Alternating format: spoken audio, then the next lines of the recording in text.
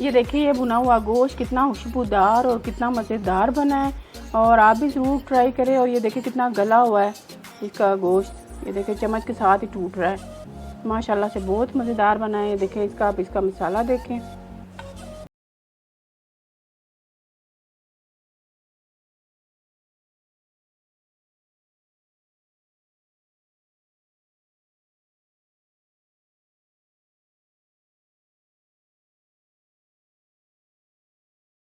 Sadia Tabassum kitchen. आज मैं बनाने वाली हूँ भुना हुआ गोश्त। ये है बकरे का गोश्त जो मैं बनाने वाली हूँ। ये रेसिपी जो है ये बहुत इजी और बहुत ही क्विक है। जो अनाड़ी भी होंगे ना, जिन्हें कुकिंग वगैरह नहीं करनी आती या जो पहली दफ़ा कर रहे हैं, उनके लिए भी ये बहुत इजी है। वो बहुत जल्दी और बहुत अच्छा बनता है। इसका टेस्ट भी डिफरेंट होता है, दूसरी जो आप कढ़ाई वगैरह खाते हैं ना उससे बहुत डिफरेंट होता है और बहुत ही अच्छी और जल्दी बन जाता है। ये मैंने कुकर में डाल दिया है 1.5 गिलास पानी का, और अब मैं इसमें डाल रही हूँ ये गोश्त, जिसे मैंने अच्छी तरह धो लिया है। ये हैं टमाटर 2 अदद बड़े, ये मैंने चॉप कर लिया, इनका छिलका उतार लिया है।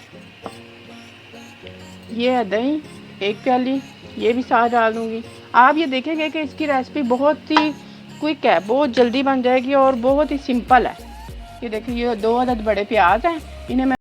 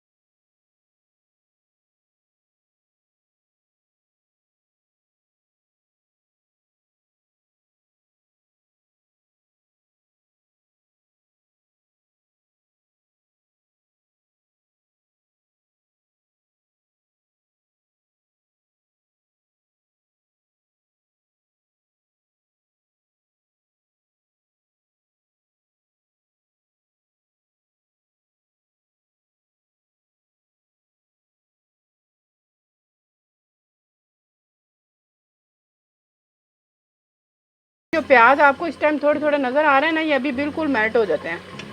ये बिल्कुल अच्छी तरह गल चुके हैं। ये भूनते भूनते बिल्कुल आपको